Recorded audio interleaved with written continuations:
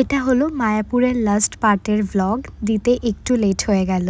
তোমাদেরকে তো বলেইছিলাম যে এখানে মন্দিরের ভিতরে ফোন নিয়ে যাওয়া অ্যালাউ না। তো সন্ধ্যাবেলা মন্দির দর্শন করে তারপর বাইরের দিকটা ঘুরতে ঘুরতে বেরিয়েছিলাম একটু দোকানপাট কি আছে দেখতে। আর বাপিকে বললাম এখান থেকে একটা বাঁশি কিনতে। আর এখানে মোটামুটি সব ঠাকুরের জিনিসপত্রই পাওয়া যায়, যার দামটা না অতিরিক্ত বেশি। বাট কি করব, সন্ধ্যাবেলা তো আর রুমে বসে থাকতে ইচ্ছা করে না, তাই বাইরেটা একটু ঘুরে সব দেখছিলাম। আর আজকে রাতে ডিনারে ছিল আলুর পরাঠা, টক দই আর আচার, যেটা কিন্তু খেতে ভীষণ টেস্টি ছিল। এটা হচ্ছে মায়াপুরের day 3, I mean last day. আমরা এই দিনই সকাল সকাল বেরিয়ে গেছিলাম। তো এখানে আমি রেডি হয়ে গেছি। গুড মর্নিং বলো, গুড মর্নিং। সকালে বেরোনোর আগে ভাবলাম চারিপাশটা আর একবার একটু ঘুরে দেখে নিই। আর এই যে কাঠগুলো দেখছো, এইগুলো দিয়ে কিন্তু ভগবানের ভোগ রান্না হয়। প্রচুর প্রচুর কাঠ ছিল, এর পিছনেও অনেক ছিল।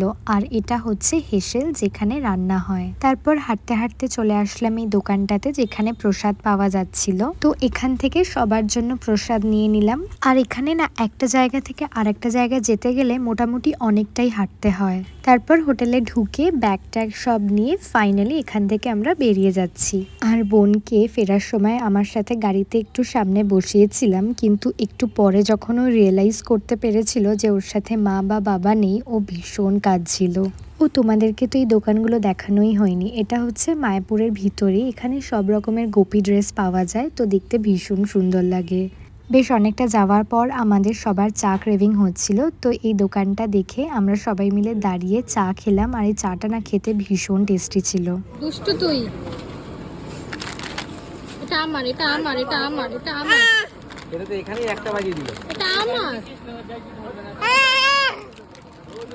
বাবা, তো খেতে তো পারবি না। তারপর সোজা চলে এলাম বাড়ি। তো চলো দেখা হবে নেক্সট একটা ভিডিওতে। টাটা।